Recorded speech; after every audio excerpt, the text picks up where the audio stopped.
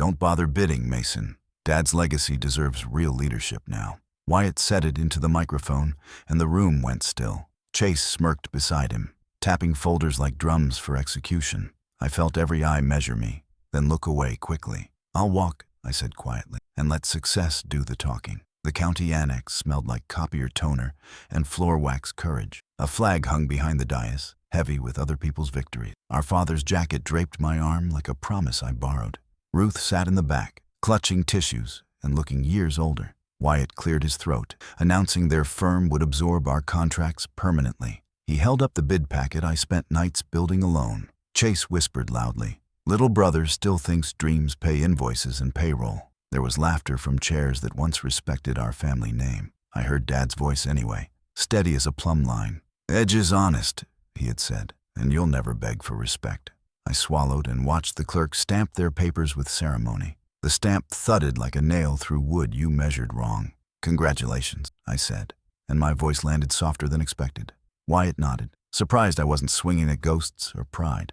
I turned, feeling heat rise, but not from shame anymore. Outside, April wind carried diesel and wet pavement and possibility. I set the jacket across my truck seat, hands finally steady. Ruth came out slowly, shoes catching on a crack between stones. "Please talk to them," she begged, eyes pleading for easy answers. "Talking built nothing today," I said. "I'll build anyway without permission." She pressed my hand, then let go like surrender could be loving. We stood quiet, listening to tires hiss like snakes promising shortcuts. "Your father believed in your patience," she said, voice almost breaking. "Patience sounds loud when rooms try to shame you," I answered. She nodded, small, and walked back inside the building alone. I drove to the shop and unlocked what used to be ours. The office smelled like old coffee and dust warmed by grief. Walls remembered blueprints and arguments, and our first county permit once. I stacked my personal tools into a crate, careful and slow. Chase's posters still screamed deadlines and slogans about winners and closers. I pulled them down, folded them small, and left them behind. A photo of Dad and me hung crooked near the door. We were younger, smiling after finishing a porch in summer heat. I straightened the frame, then took the picture from my pocket. Some things travel better than contracts or titles ever will. Wyatt texted while I loaded my crate into the truck bed. "Nothing personal," he wrote. "Just business and keeping the company steady." I stared at the words, then let them evaporate without reply. Business with no blood never fit our name or work. Chase called next, voice smooth like varnish over bad plywood. "You can subcontract if you behave," he said, sounding helpful somehow. I almost laughed, because begging wasn't hidden in my bones. "I'll pass," I said. "I need space for bigger measurements now." He scoffed, then hung up, like doors could close without consequences. The silence felt like lumber, waiting patiently on sawhorses again. I drove aimlessly through town, past places that taught me edges. The diner windows held reflections of men who didn't quit. A freight train complained beyond the river, dragging steel through memory. I parked near the bridge and counted bolts until breathing eased. Dad used to bring us here after long Friday installs together. He'd buy root beers, say, "Noise fades, work stays, hearts choose." I opened my notebook and drew boxes I didn't recognize. They became panels, frames, layers with something soft between the wood.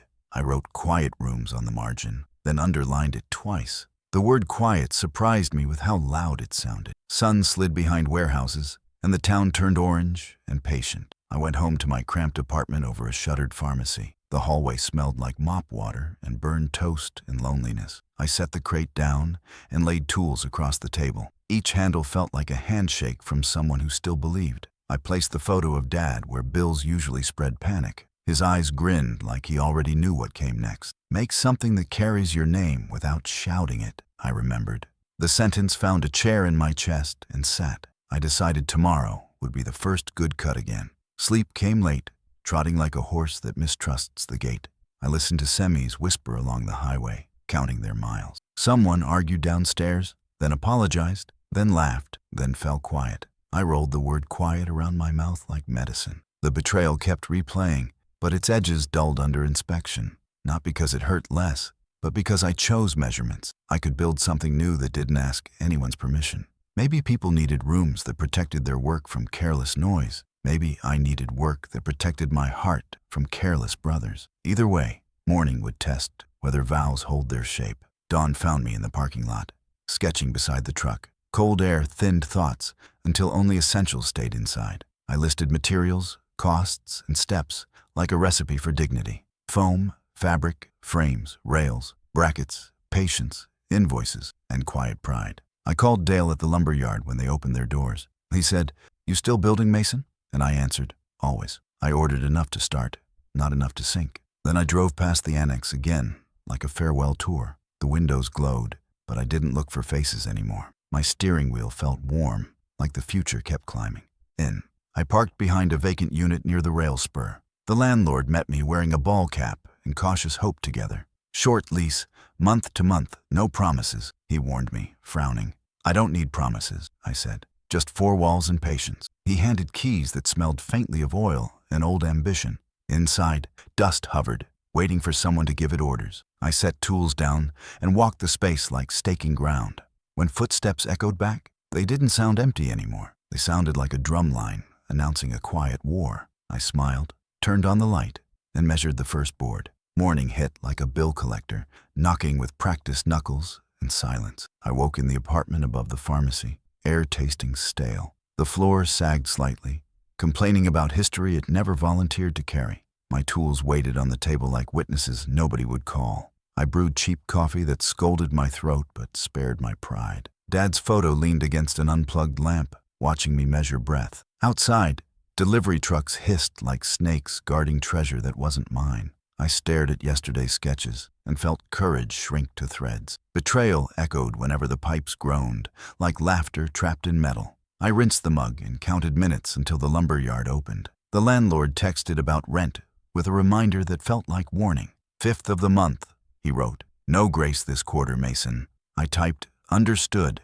then erased it, then finally sent something smaller. Pride doesn't pay rent. It just decorates hunger with stubborn wallpaper. I spread invoices on the counter, none of them payable yet. My hands shook thinking about pawning the saw Dad once blessed. 1 month, I told the tools. "Give me 1 honest month." That promise felt fragile, like thin glass pretending to be armor. I grabbed my jacket and headed downstairs before doubt rebuilt scaffold. The stairs smelled like bleach and defeat, and both felt familiar. Temp agencies love men who don't ask questions about wage math. I signed forms beneath fluorescent lights that buzzed like impatient hornets. The clerk scanned my driver's license without raising her eyes once. "Loading dock, day shift," she said, stamping the page with ceremony. Steel toe boots pinched old blisters, reminding me failure rubs everything raw. The warehouse sprawled beside the river, corrugated metal shining like judgment. We sorted pallets, slapped labels, and learned forklifts speak in beeps. Heat gathered high near rafters, a halo for saints of repetition. A foreman barked times like a metronome set to hunger. I kept up, breathing sawdust that wasn't there, imagining steadier work. Near noon, a strap snapped, and a crate lurched toward me. The world tilted, slow and fast, like film learning to stutter. I jumped sideways, ankle twisting, palms skidding across gritty concrete hard. The crate slammed, down where my shadow had been breathing seconds earlier. The foreman swore, then checked me like we were both guilty. "You all right?" he asked, voice surprised I hadn't broken already. "Mostly," I said, counting bones like studs in a wall. He tossed me an ice pack and a look shaped like mercy. Later, alone, I shook hard, knowing luck wasn't a strategy. That evening, the bruise bloomed purple like a warning flare. Back at the apartment, silence sounded like a verdict, without explanation. I opened the crate of tools and lifted the hand plane. Its handle warmed quickly, like memory pressed into useful wood again. I considered selling it, then pictured Dad's face saying, "Don't. Pawn tickets feel like funerals nobody attends because shame writes invitation." I set the plane down gently and checked the edge carefully. It caught light like a promise sharpened by stubbornness and love. "You carry my name," I whispered, even if nobody else does. The room breathed easier after that small decision found sturdy legs. I slept with the lamp on, guarding against dreams that mocked. Morning returned with freight trains and the smell of rain considering everything. The bruise complained, but work asked the question anyway, relentless. I went back to the dock, because quitting feeds hungrier ghosts. We moved boxes that whispered about other people's luck and timing. A guy named Leo smoked menthols and asked about my limp. I told him, almost, and he nodded like near death was ordinary. "You got a plan?" he asked, counting seconds between forklifts moving. quiet rooms?" I answered, surprising myself with the sound of conviction. He laughed kindly, then said, "Make one for my new baby." That sentence planted roots where the bruise had recently stolen space.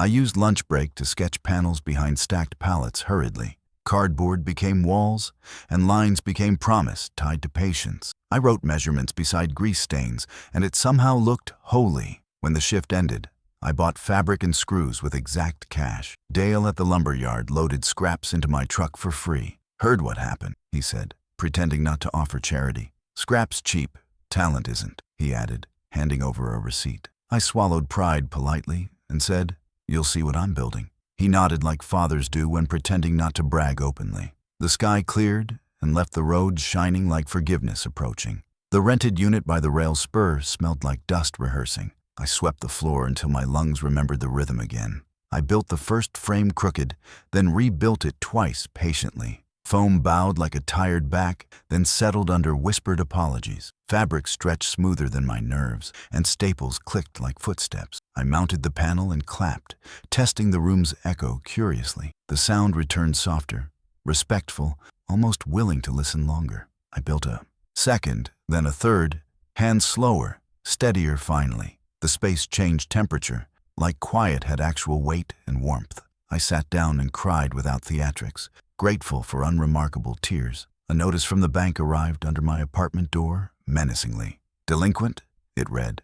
Polite letters that tightened around my ribs. I folded it into my pocket and visited Ruth before dusk. She was canning peaches, kitchen glowing like a small summer miracle. "You eating?" she asked, holding a spoon like a diagnosis pending. "Enough," I said, which wasn't entirely a lie this time. I told her about panels, fabric, foam, and humble miracle. She touched my cheek and said, "Your father loved quiet Sunday afternoons." That memory fit the panels perfectly, like a lid sealing something safe. I drove back to the unit, ready to build until midnight. News spreads in small towns like dandelion seeds chasing warm wind. Leo stopped by with his wife Nora, carrying a sleeping baby. He asked what quiet rooms meant, so I showed him simply.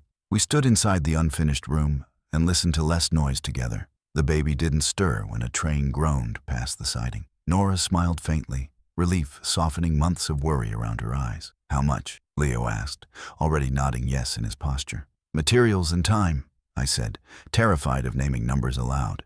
He paid half in cash, half in a worn gift card. My hands shook as hope climbed into my bloodstream gratefully. That night, I nearly stumbled on the stairs from bone-deep exhaustion. The hallway light flickered, arguing with its own lifespan and electricity. I could have slept forever, but invoices still needed their signatures today. I wrote Satzer Kellner Quiet Works across a blank page, steady and slow. The letters looked like scaffolding around a building that finally believed. I registered the name online, card barely surviving another reluctant purchase. The confirmation screen flashed, small and ordinary, but it steadied me. I taped the printout above the sink like a certificate of survival. Before sleep, I placed Dad's photo beside the new business name. "Edge is honest," I whispered, and the room agreed by staying quiet.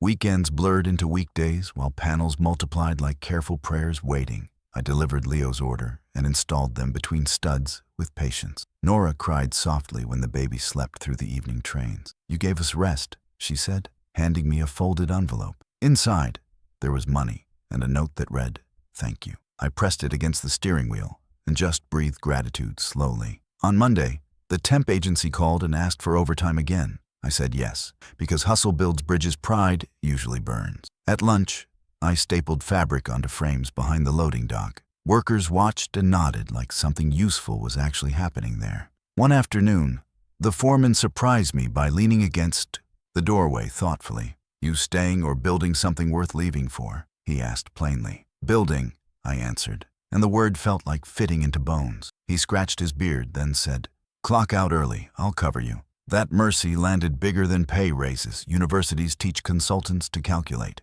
I hurried to the unit and finished a full set. The walls swallowed my breathing until it sounded almost brave again. The panels aligned neat, like choir members remembering their harmonies together. I switched off the lights and stood in the doorway long. The dark felt like a promise, not a threat anymore. Still, nights attacked sometimes with images from the annex and microphones. Wyatt's smirk flickered behind my eyelids like a broken fluorescent bulb. Chase's voice echoed, sticky with condescension and cheap confidence always. Each time, I pictured the baby sleeping while freight trains shouted. That turned the volume down on betrayal without erasing necessary lessons. Anger lost calories when fed disciplined work instead of arguments. I kept a notebook by the bed and drew in darkness. Panels became rooms, rooms became studios, studios became livelihoods for neighbors. Sleep eventually found me, like a stray convinced by an open hand. Morning always returned with something to build before doubt fully woke. Dale brought surplus plywood and coffee one gray Tuesday morning. "Your mother bragged?" he said, pretending the sky wasn't watching kindly. I blushed, then handed him the invoice, copied neatly with effort. He waved it away and pressed a heavier envelope into my palm. "Advance order," he said, "for the church, nursery, and fellowship hall." My throat tightened, because sanctuary and quiet belonged in the same room. He studied the panels and nodded like a coach, watching fundamentals return. "Don't rush," he warned. "Fast work forgets where truth should live." I promised, and meant it more than any previous promise spoken. He left, whistling something old that stitched history to hope. By month's end, rent was paid, and the bank calmed temporarily. I ate burgers without counting quarters and slept without bracing nightly. Small victories stacked like shims, leveling a floor stubborn since winter. Ruth visited again, leaving casseroles and a jar of peach preserves. We didn't mention Wyatt or Chase, as if silence negotiated amnesty. Her eyes softened, seeing the sign I stenciled over the doorway. "Kellner Quiet Works," she read,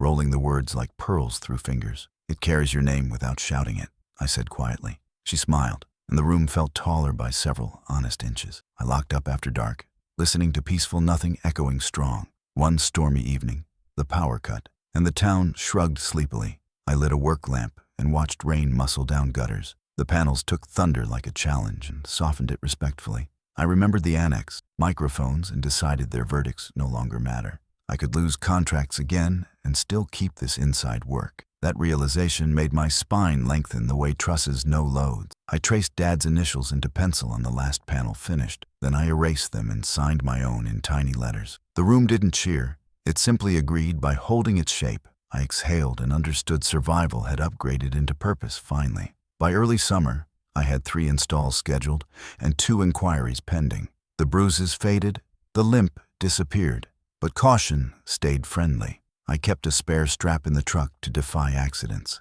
Superstition felt practical when history still practiced cheap surprises often. On Sunday, I stood on the bridge counting bolts again calmly. River wind lifted sweat from my neck and combed patience. I whispered, "I'm still here," and the steel answered with hum. A jogger nodded like he heard something I couldn't quite name. Maybe success travels as a sound only quiet workers hear today. Either way, I followed it home and sharpened chisels for Monday. That night, I drafted a flyer that didn't apologize for smallness. Acoustic panels, quiet rooms, installations, Kellner Quiet Works, by appointment only, it read. I slid copies under coffee shop coasters and library bulletin boards. Sandra at the diner taped one beside the pie list. She winked and said, "Order's up, but yours comes tomorrow." Humor felt like permission to belong in my own town. I walked past the annex without flinching at its shaded windows. Inside me, microphones finally lost their grip on courage. The bruised memory shrank to something I could pocket safely. I went to sleep early,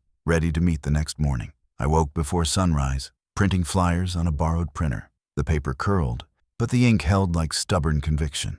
I taped one to my van, a dented blue faithful. Kellner Quiet Works looked small, but the letters stood straight today. I drove through town, whispering pitches to the steering wheel. A jogger laughed at my magnet signs and hopeful smile. I waved anyway and kept measuring streets in careful miles. At the diner, Sandra posted a flyer beside coconut cream. She said, "Make town quiet, honey," then refilled my coffee. I believed her more than the mirror believed me then. Craigslist pings arrived like moths, mostly curious, rarely committed folks. One contractor offered scrap work installing panels behind a bowling alley. His smile said tip, his invoice said lesson. I remembered. I hauled foam inside, swallowing cigarette smoke and neon history. Lanes thundered. My panels softened thunder into manageable weather inside. The owner grunted, paid light, then asked for 2 more. I agreed, because momentum respects stubborn workers paying dues first. Outside, teenagers laughed at my van's faded quarter-panel art today. "Nice spaceship," one yelled. I bowed like a parking attendant. Nobody respects, beginnings until the echoes start trusting you back. In the afternoon, my phone buzzed with an unknown number. Paige Delaney, she said, voice clipped. Professional, curious, not cruel. She produced podcasts in her garage, audio bleeding from walls. Neighbors complained, deadlines chased. She needed peace by Monday urgently. I quoted materials only, offered labor discounted for testimonials later. She said yes immediately, which felt like weather turning kindly. I drove over, heart racing like a drill without brakes. Her garage smelled like coffee, wires, and half-celebrated victories inside. She watched me measure, silent, brows lifted like careful questions. Will it work? She asked. If patience helps, I answered. We framed panels, stapled fabric, then mounted rails precisely together. I asked for 20 minutes of quiet to test resonance. She closed the door, pressed record, and just breathed there. The air softened. Even her footsteps decided to whisper now. Her smile arrived slowly, like sunrise considering the town below. Bill me fair, she said, but let me post this. She filmed the before and after, tagged the county, then me proudly. Comments stacked fast, emojis raining like confetti after homecoming Friday. 2 musicians messaged. A teacher asked about a reading corner. Paige paid full price anyway, then tipped in courage generously. The next morning, Wyatt's crew drove by my storefront, laughing. One yelled, "How's quiet business, Mason?" Like ridicule paid dividends. I waved and kept loading brackets, pretending storms were background. Ruth texted heart emojis, which beat louder than their engines. At lunch, Paige messaged, "Booked 3 referrals. Keep your schedule open." I ate fries smiling, feeling rent step back respectfully today. That night, I slept in the van outside the unit.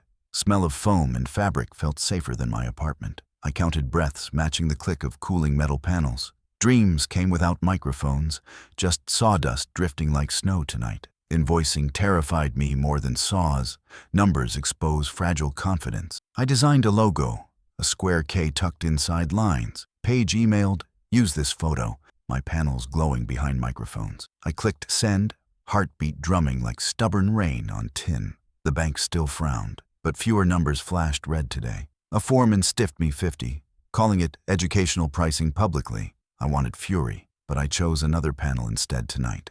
Ruth said, "Be patient," and I learned sandpaper's slower language. By midnight, my hands hurt, but the room listened beautifully. I slept on drop cloths, smiling into honest darkness finally. A skinny kid hovered at the door, chewing nervous gum. "You hiring?" he asked, eyes flashing hope and hunger both. "Not yet," I said, "but sweep and learn for now." He introduced himself. Connor Briggs, dropped out, good with tools. I handed him a broom and the rule about edges. He listened hard, shoulders settling like boards, finding plumb today. Together, we built 2 panels faster than yesterday's best effort. He said, "This quiet feels brave," and I believed him. I promised pizza payment, then watched his confidence take root. Beginnings need witnesses. Connor became mine without demanding salary immediately. By Friday, 3 deposits cleared, and the landlord nodded differently. I bought a used compressor, heavy, loud, beautifully dependable machine. Paige sent referrals. The coffee shop wanted a podcast corner. I scheduled installs, stacked materials, and labeled bins like prayers. Wyatt and Chase didn't call, but the town listened anyway. I realized silence can roar when shaped by honest work. The van rattled, faithful, carrying panels toward rented beginnings nightly. I whispered, "Keep building," and the road answered with hum. Success wasn't loud yet, but its footsteps followed closely behind. Summer bled into fall while my calendar finally looked crowded. Connor learned fast, letting patience replace the hustle he wore. We rearranged the unit into zones that actually made sense. Cutting here, stapling there, testing panels in the back room. I painted the floor lines yellow like runway lights for hope. Paige dropped donuts, calling us the county's quietest troublemakers with microphones. We laughed, then worked through sunsets that tasted like sawdust. Every invoice mailed felt like another plank under my feet. I slept better, knowing purpose finally paid rent on time. Success whispered, and I leaned in like a careful student. The coffee shop job stretched me past my comfortable measurements. They wanted a corner that hushed espresso machines and chatter. I sketched curved baffles that cradled conversation without smothering laughter. Connor asked why the curve mattered when rectangles behaved easier. "Because sound likes paths, not walls," I said, tapping measurements. We hung the baffles and listened to the room breathe. Customers leaned closer without straining, voices landing like friendly birds. The owner nodded, counted tips, and shook my hand solemnly. "You made space feel kind," she whispered, folding the receipt. Kind rooms became our reputation faster than ads ever could. We rented a small warehouse near the fairgrounds with skylights. Lights spilled across sawhorses like permission we finally earned. I stenciled Franklin on toolboxes, even if no one looked. Connor teased, "Manifesting?" And I shrugged, pretending not superstitious today. Dale delivered ply and offloaded wisdom with his friendly grumble. "Fast is fragile. Slow lasts," he said, sipping thermos coffee. We nodded, then proofed templates until edges told the truth. At lunch we ate chili beside open doors and wind. Work felt like church without sermons, only hymns made tangible. I thanked Dad silently whenever the bubble held center right. Some jobs failed quietly. Teaching lessons money couldn't have purchased does. We rebuilt it, with better adhesive and calmer hands afterward. I called the client first, before rumor wrote its version. "We messed up," I said, "and we're fixing it today." The honesty landed heavier than warranties or discounts ever did. She brought cookies and called us good men doing right. Connor whispered, "I didn't know apologies could make business stronger." "Apologies are carpentry," I said. "Align, clamp, wait, then release." We wrote that on the whiteboard and actually lived it. The shop breathed easier once truth carried the heaviest clamps nightly. Slow recognition arrived through back doors and quiet recommendations statewide. An indie studio needed a small stage wrapped in hush. A librarian commissioned alcoves where kids could read without shushing. A farmer asked for a room to test seed sorters. I loved how different lives asked for the same mercy. Paige filmed builds and posted time lapses with my reluctant permission. Comments said the work looked like patience wearing a uniform. I blushed, then kept sanding until compliments stopped sounding dangerous. Connor started correcting me when fatigue tried skipping steps secretly. I let him, grateful the shop taught both directions daily. We built a demo wall and hauled it to fairs. Vendors shouted, but our booth swallowed their voices respectfully softer. Kids laughed when echoes disappeared, calling it magic without tricks. I explained sound waves using marbles and a corded slinky. Paige emceed a panel and pointed to our corner grinning. "Watch this," she said, turning the noise down demonstrably now. Orders didn't flood, but they streamed steady like decent rain. We booked schedules 3 weeks out and guarded sleep again. I hired a part-time bookkeeper who spoke fluent receipts gently. She tamed invoices while we tamed echoes across friendly rooms. Wyatt's trucks kept passing, their decals shiny, their music insistent. I waved sometimes, choosing calm even when bitterness rehearsed lines. Ruth stopped by with casseroles and untold sentences in eyes. We ate on sawhorses, laughter balancing plates like acrobats there. She asked nothing about my brothers, respecting boundaries like fences. "You're different," she said, quieter but somehow larger inside now. "Work raised me," I answered, and she smiled into steam. Connor washed dishes and pretended not to overhear our history. He asked later if family always complicated honest blueprints, unfortunately. "Sometimes," I said, "but foundations forgive when beams finally listen." We standardized sizes so installs didn't chew entire weekends anymore. I built jigs that made repetition feel like controlled music. Connor learned rooting edges without leaving scorch marks behind anymore. He started staying late to practice corners nobody else noticed. I paid him better and promised a raise after quarter. He grinned, then bought steel-toe boots and showed the receipt. That night, I balanced books while thunder pounded nearby roads. The warehouse held firm, a box, against storms and doubt. I felt taller, like purpose added inches without bragging loudly. Sleep arrived quick, carrying gratitude wrapped in ordinary dreams tonight. By December, our name appeared on a local arts newsletter. They called us makers who build silence for loud lives. The bank manager visited, suddenly fond of my steady deposits. He offered a line, and I negotiated terms kindly hard. I kept debt small and growth slightly slower than eagerness. Paige invited us to film a build for her channel. I said yes, sweating through my shirt but smiling anyway. Connor spoke confidently, explaining baffles like a young professor teaching. Comments praised him, and I cheered from behind the camera. Mentoring felt like inheritance nobody could ever contest again anywhere. On New Year's Eve, we worked late rather than celebrate. I installed a final panel and turned off the drill. Silence lay over the shop like snow over fields outside. Connor counted down using a wristwatch and a grin alone. When midnight hit, we clapped once and shook hands firmly. Next year, he said, we build bigger listening rooms together. Next year, I said, we stay honest and steady always. Fireworks thudded faintly, softened by insulation we'd installed weeks back. I locked the door and felt the year click square. The sound was small, but it traveled further than pride.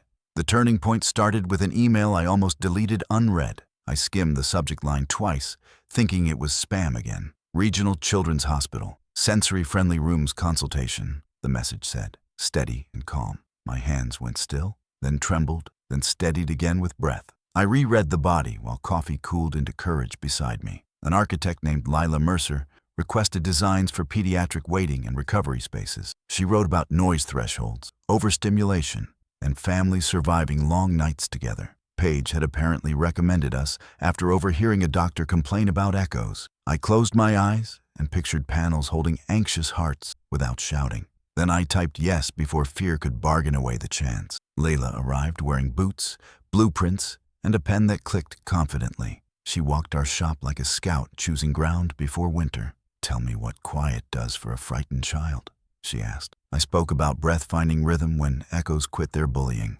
Connor demonstrated our demo wall, then watched her face carefully for signals. The wall swallowed the Sanders growl until it whispered like rain. Lila studied our edges, then our faces, then smiled in relief. You're disciplined, she said. Now show me mercy with measurable results. We drove to the hospital, past sirens and winter salt trucks. The lobby boomed, and I saw parents flinch like trained birds. We taped chalk lines and measured reverberation times in 3 rooms. Lila watched our process, scribbling notes that smelled like clarity and deadlines. I presented curved baffles, laminated birch, and removable fabric for hygiene. Connor proposed floor-level absorbers shaped like benches for resting quietly. A nurse listened, nodding when silence arrived like a visiting friend. Parents need soft corners, she said, touching a wall with tenderness. Grief bruises easily, she added, and my chest understood immediately. We installed prototypes over 2 late nights while snow stacked outside. The 3rd morning, a boy laughed without wincing at machine beeps. Lila wiped her eyes and whispered, "That sound is the data." The hospital board gathered, gray suits tempered by lanyards and tired eyes. I stood at the front, palms sweating through printed diagrams. Paige had coached me the night before, repeating 3 gentle rules. Keep sentences short, show the before, then let silence finish speaking. I clicked the meter, then clapped inside the untreated room first. Echoes bounced cruelly, making important voices feel like unhelpful thunder. Then we stepped into the prototype and repeated the clap test. Sound softened, settled, and surrendered without drama, like shame leaving eventually. Lila turned to the board and said, "This is worth funding." They voted unanimous, quick, like Hope had already briefed them privately. Contracts arrived, thicker than anything with my name before. I read every clause twice, penciling questions like a careful carpenter. The hospital requested phased installs across pediatrics, imaging, and family waiting. We scheduled weekends, nights, whatever protected operations and families first always. Ruth brought chili to the shop and kissed my forehead proudly. "Your father loved hospitals after they quieted him," she joked gently. Connor arranged volunteers from trade school for safer overnight shifts. Paige filmed discreetly, promising faces would stay private and respected completely. We matched fabrics to colors that told calmer stories to children. When we finished Phase 1, the hallways carried footprints, not panic. News found us through the hospital's communications team one brisk Monday. A reporter asked for an interview and promised to feature craftsmanship. I agreed with reluctance, then rehearsed humility like a practiced hymn. The piece aired during dinner, and Ruth called crying into laughter. Comments flooded our inbox, including architects from Cincinnati and Toledo. An expo invitation followed, signed by the Columbus Makers Guild president. "Show the craft," the letter said, not just the metrics. We built a traveling mock room with windows and removable ceiling clouds. Connor practiced the demo script until even his pauses felt measured. I ironed my shirt like preparation could flatten every anxious ridge. The expo hall roared like a stadium until our door closed gently. Inside our booth, stress softened into conversation and purposeful attention quickly. Visitors entered skeptical and left whispering, smiling, without understanding why exactly. A father pressed my arm and said, "My daughter needs this." An architect requested samples, then asked for our specs and drawings. A school principal scheduled a walkthrough before the bell rang Wednesday. On stage, I spoke about dignity, not decibels, and about patience. We don't sell silence, I said. We build space for courage. The audience breathed together, then applauded in a way that didn't bruise. Afterward, orders surged like river water after a long thaw. The bank called,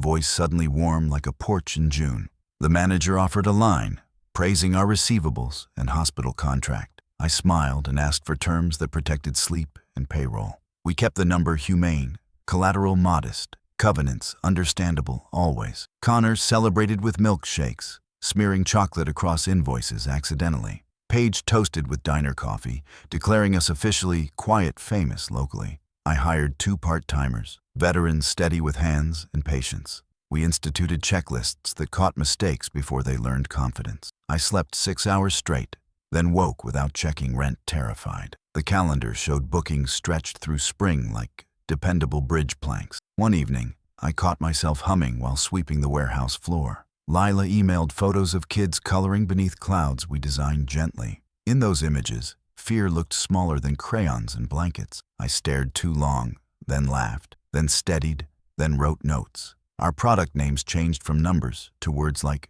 harbor and hush. Connor rolled his eyes, then admitted customers smiled at kinder language. Paige pitched a short talk at a library's community series.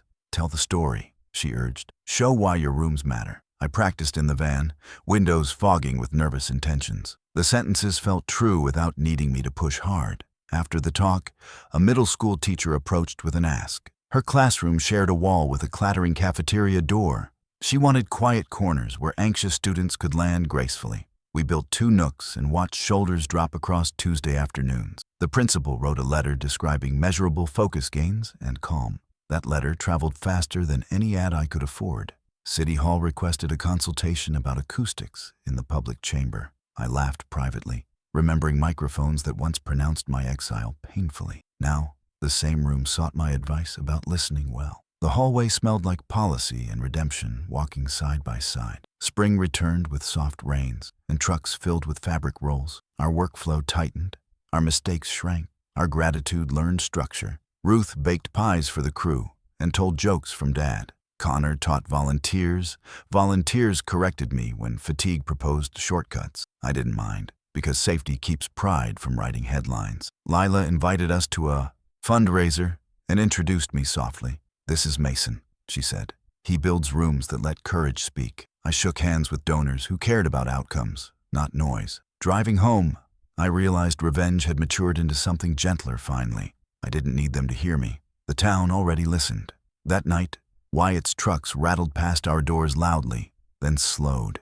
He didn't stop, but the horn stayed quiet and respectful. Chase's billboard still shouted near the highway, bright and certain. I felt no heat, only distance and a measured compassion. Paige texted a photo of our booth scheduled for Nashville. Road trip, she wrote, adding a smiling microphone and map. Connor fist-bumped air and practiced the demo without the sander. I checked the accounts, whispered thanks, and turned off lights. The shop exhaled like a living thing grateful for careful owners. Success no longer chased me. It walked beside me calmly. Spring dressed the town in green, and invitations found their way through mailboxes again. One had my name in cursive letters I recognized instantly. Main Street Revitalization Gala, it read, sponsored by the Chamber of Commerce. My brother's construction company was listed for exterior design. Under vendors, Kellner Quiet Works appeared for interior acoustic development. I laughed quietly, realizing the circle had drawn itself without my help. The same hall where I'd been humiliated would now hold my work. I set the letter down and stared at my hands until evening. They didn't tremble. They just looked ready for steady conversation. Revenge felt too small a word for what waited ahead. Connor grinned when I told him the news during lunch break. That's poetic, boss, he said, nearly spilling his coffee from excitement. Same guys, same building, but this time you own the silence. I smiled but didn't answer, unsure what ownership even meant anymore. Part of me wanted to walk in triumphant, chin high. Another part just wanted to finish installs and leave quietly behind. Paige insisted I go, camera ready for whatever history offered kindly. People love redemption arcs, she teased, even when they're made of plywood. I laughed. but inside I braced for old ghosts stretching their legs. The gala date glowed bold on my calendar like a quiet dare. When the night came, I dressed simple. Gray shirt, dark jacket, calm face. The air smelled of rain, flirting with concrete, same as that first betrayal day. The hall shimmered under rented chandeliers and fresh ambition coats. I parked 2 blocks away to collect myself before walking inside. Music thumped faintly, muffled by the panels we'd installed weeks ago. My own handiwork softened the crowd's noise, irony folding neatly. I stepped through the doorway and felt the hush I'd created hold me. My brothers stood near the stage, shaking hands with local officials. Chase spotted me first, blinked, then smiled, awkward, surprised, maybe guilty. Wyatt's expression followed, slower, heavier, like recognition learned the hard way. I kept walking, greeting colleagues and contractors who now said, "Sir." My name badges matched theirs, but mine carried calm, not competition. Lila waved from the front row, proud as if family by choice. The mayor gave his speech about rebuilding legacy and listening better. When he said listening, he looked toward me knowingly, voice softening. "Even our walls now help us hear each other more kindly," he said. Applause filled the room, cushioned perfectly by my acoustic design. Wyatt and Chase clapped too, though their eyes never left my face. I nodded once, a gesture neither victory nor forgiveness, just truth. The past didn't echo anymore. The room absorbed it, like mercy. After the ceremony, Chase approached first, shoulders tense, words careful. "You did good work here," he said, glancing at the walls like proof. "Better than we could have done, honestly." His tone carried something human finally. "You were always good," I replied. "You just never waited for steady." He laughed once, hollow, then said, "We rushed pride and paid interest." I wanted to stay angry, but his eyes looked older now. "Dad would have been proud of this place," he added, looking around softly. "He already was," I said, meaning the lessons that built me instead. For a second, silence between us wasn't cold. It was repair starting. We shook hands, neither gripping harder, both letting go quietly. Wyatt hovered nearby, pretending to study the sponsor banner above stage. His voice found me while I poured coffee beside the catering trays. "You proved me wrong," he said, not quite meeting my eyes. I didn't answer right away, just stirred sugar into something balanced. "That wasn't the goal?" I said finally. "I just stopped proving anything." He nodded, jaw working like old gears trying for rhythm again. "I heard about the hospital project," he said, voice cracking slightly. "Didn't think you had it in you, Mason." I smiled faintly. "Neither did you, Wyatt, but that's what belief builds." He nodded, swallowing pride like medicine that still burned going down. Later, the organizers invited all contractors on stage for photos together. I stood between my brothers under the same lights that once judged. Flashbulbs popped, but none of us blinked this time. The photographer said, "Say teamwork," and we all laughed genuinely somehow. The crowd applauded, champagne glasses lifted, and the band struck softer chords. Ruth sat near the back, wiping her eyes, pretending dust caused it. Paige recorded quietly, smiling like someone watching a prophecy fulfilled. The moment didn't feel like triumph. It felt like leveling a crooked beam. I looked at my brothers and saw fatigue, regret, and something healing. We didn't speak more, but words had already been replaced by peace. Afterward, I stepped outside, alone for air that didn't smell rehearsed. The rain had stopped, leaving puddles shaped like yesterday's footprints. Streetlights hummed faintly, soft under my panels covering the facade. The town buzzed distant, gentle, no longer a choir of doubt. Wyatt and Chase joined me silently, hands buried in jacket pockets. None of us knew how to start or end the conversation gracefully. "We thought you'd left for good," Chase said finally, almost whispering.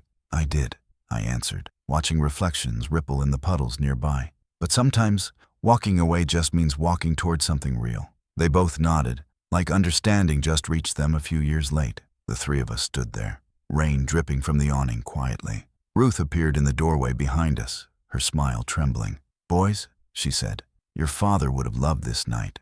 We didn't argue, because there was nothing left worth defending anymore. Wyatt handed me a small envelope, folded, edges soft with handling. "His watch," he said. "I found it cleaning out the office. The leather smelled faintly of oil and time refusing to die." I slipped it on, pulse sinking with gears older than grief. "He'd want it ticking where work gets done," I murmured.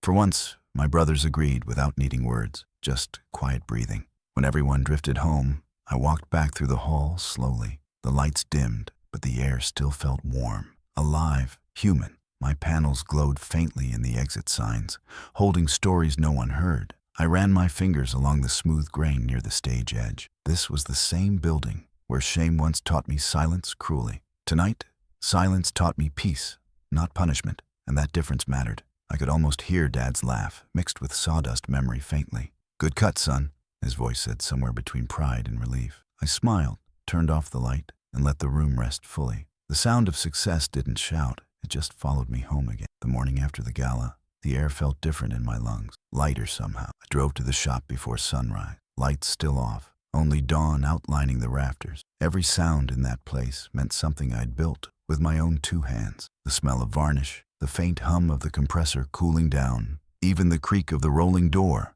it all sounded like proof. I turned on the lights, and the shop blinked awake, slow and loyal. Connor showed up early, bringing bagels and the same grin he always wore when work waited. He said, "Town's talking, boss. You're basically a hometown headline." I laughed because the sound didn't hurt anymore. "Let them talk," I said. "I've got tables to level." It felt good to be too busy for revenge. A few days later, Wyatt showed up unannounced at the shop. His truck looked older, like it had been carrying more regrets than lumber. He stood by the open door, hands in his pockets, waiting for permission to come inside. "You're early," I said, trying to sound casual. "Didn't sleep much," he admitted, eyes scanning the room like a museum he didn't deserve to enter. He looked smaller than I remembered, or maybe I'd just grown past measuring myself against him. "Chase said you were expanding," he offered, almost proud but unsure. "Thinking about it," I said. "Depends how steady work stays." He nodded, towing a sawdust pile, his voice low when he said, "Dad would have liked this." I didn't answer because some truths don't need confirmation. They just stand between brothers quietly. He walked closer, picking up one of our finished panels. His fingers traced the grain like it carried the apology he couldn't yet say. "You did this?" he asked, already knowing. "Every inch," I said, and he nodded, swallowing something heavy. "I was wrong, Mason," he said finally. "You didn't need saving. You just needed room to breathe." The sentence cracked open years of silence, and for once, I didn't fill it with pride. "You were scared," I said. "So was I." He shook his head. "No, I was jealous. You had Dad's hands, and I tried to make noise louder than that." His honesty cut cleaner than any insult ever had. "You don't owe me anything," I said. But his eyes begged for something deeper than words. "Maybe not," he replied, "but I owe myself forgiveness." Later that week, Chase called, voice thin and unsure, asking to meet for coffee. We sat outside the same diner where I used to leave flyers years ago. He looked tired, his posture heavy with old decisions that didn't age well. "We lost the Maple Street contract," he said flatly. "Bid too high, took too long." I sipped my coffee, waiting. "Your team finished ahead of schedule," he added. People noticed. The wind carried small-town gossip and humility between us. "We were always supposed to build things that last," I said softly. "We just built different kinds of noise." He smiled weakly, tracing circles on his cup. "You're better at listening than I ever was." I nodded. Took losing everything to learn how. The pause that followed didn't ache. It settled like closure finally earned. Mom visited that weekend, bringing pie and that cautious hope she wore for decades. She said, "They've been talking, about making amends." I smiled. "Yeah, they've started." She nodded, her eyes misting over the smell of cinnamon. Your father once told Wyatt something that stuck with me," she said. "If you can't clap for your brother, you'll never build right." He didn't mean hammers, Mason. He meant heart. I stared at the crust flaking like fine sawdust and thought about applause. It's not about volume. It's about sincerity. "Guess it took us a while," I said, voice low. She touched my hand, thumb tracing an invisible scar. "Forgiveness doesn't expire, son. It just waits for quieter rooms." I looked around my shop, realizing it had been waiting for this moment all along. The following Monday, an email arrived from the chamber. They wanted Kellner Quiet Works and Kellner Construction to collaborate on a veterans housing project. Wyatt sent the same message seconds later with a cautious note, "If you're willing." I stared at the screen, feeling old wounds shifting, not reopening. "What do you think?" Connor asked, leaning over my shoulder. "I think we build," I said. "But we build clean this time." I called Wyatt and said yes before the word could sour in my throat. The first meeting was awkward, 3 Kellners sitting at a blueprint again. But something had changed in the rhythm. Less competition, more correction. When we disagreed, it wasn't about pride anymore. It was about structure. "Good bones," Wyatt muttered once, and I couldn't tell if he meant the building or us. During the project, we worked like men trying to rewrite muscle memory. I handled interiors, They handled framing and roofing. Ruth brought sandwiches, watching from the curb like a proud foreman. "Feels right," she said one afternoon, "seeing you all under one sky again." I smiled, hammering in rhythm with Wyatt's nail gun down the line. Chase cut boards beside Connor, teaching him shortcuts that weren't cheats this time. There were still tense moments, but they ended with laughter instead of walls. At lunch, Wyatt told stories about Dad I'd never heard. Stories from when I was too young to understand his gentleness. "He always said you'd outbuild all of us someday," Wyatt said. I didn't believe him then. "It's all right," I said. I had to believe it enough for everyone. The dedication day came warm and bright. The new homes lined neatly like folded prayers. Veterans and families moved in, shaking our hands, their thanks quiet and heavy. The mayor gave another speech about legacy and second chances. Cameras clicked, but I wasn't looking at the crowd. I was watching my brothers, both of them standing straighter, lighter somehow. When the ribbon was cut, Wyatt looked at me and mouthed, "Thank you." Chase added, "You saved this job." I shook my head. "We saved each other," I said, though maybe only I heard it over the applause. The sound of their laughter drifted through the courtyard. Familiar, but softer now. It didn't sting. It healed. That night, we sat on the tailgate of Wyatt's truck outside the finished site. The sky spread wide, and the world felt generous again. "We should have listened to you sooner," Chase said. "Would have saved a lot of pain." I smiled at the dirt under our boots and the stars above it. "Pain builds character," I said. "But too much builds walls." Wyatt nodded, pulling out 3 old soda bottles from the cooler. "To Dad," he said, raising his bottle. "And to the man who rebuilt us." I didn't answer right away. I just clinked glass and looked out at the homes glowing under porch lights. "To second chances," I said finally, my voice steady, full, and free. The drive home was quiet, the kind that hums with relief instead of regret. The radio played something low, bluesy, fitting the road's rhythm. My phone buzzed once. Paige's text. "You did it, didn't you?" I smiled and typed back. "We all did." When I reached the shop, I left the lights off and stood in the doorway. The panels, the tools, the smell of pine, all of it waiting like an old friend. I sat on the stool by Dad's level, ticking softly under the lamp. For the first time, forgiveness didn't feel like surrender. It felt like craftsmanship, measured twice, cut once, and let peace fit where bitterness used to live. Morning light stretched across my workbench like an old friend easing back into conversation. The shop smelled of varnish, dust, and something gentler. Closure, maybe. I sat with coffee cooling beside Dad's level, the same one Wyatt returned at the gala. Its bubble stayed still now, perfectly centered, like the house finally found balance. The hum of the highway seeped faintly through the open doors, blending with birds testing their song. For once, I didn't reach for tools or plans, I just listened. The world outside had its own rhythm, soft and human. Connor would arrive soon, boots heavy with new energy, ready to talk next steps. But today didn't feel like work. It felt like gratitude dressed in flannel. I thought about how far we'd come and how quietly it had happened.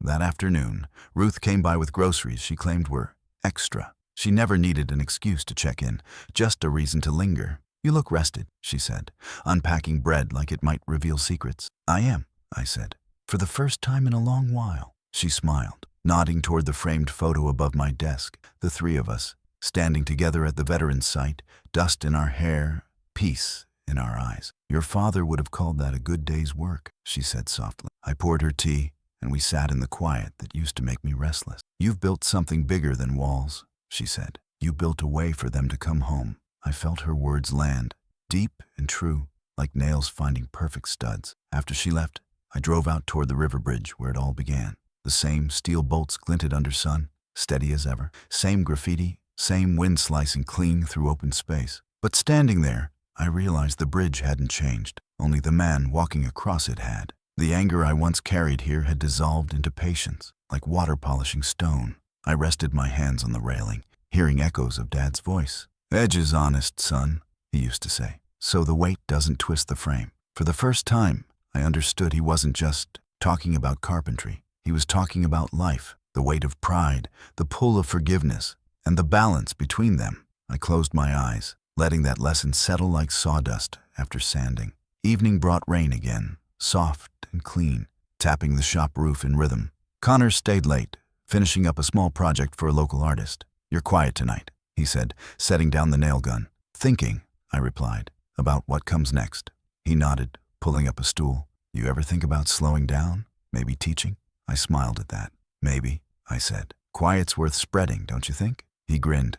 Yeah, but make sure you get paid for it. We laughed, and I realized how much of Dad's humor had slipped into my tone lately. I told Connor about the first table I ever built, how uneven it was, how Dad sat at it anyway. He said, "It wobbles, but it's honest," I recalled. Guess that's all any of us can hope to be. The next morning, a letter arrived from the hospital in Columbus. Lila wrote that they were expanding the program, and they wanted me to oversee the design for 2 new wings. She ended the letter with, "You've changed more lives than you realize." I read it twice, then folded it carefully into my journal. The boy who once left the county annex humiliated could never have imagined this. Success not as applause, but as quiet usefulness. That night, I called Wyatt and Chase. "You busy?" I asked. "Not much," Wyatt said, cautious. "Good," I replied. "How about helping me with a hospital job? We could use your hands." The silence on the line stretched, then cracked open into something warm. "We'd be honored," Wyatt said, voice steady this time.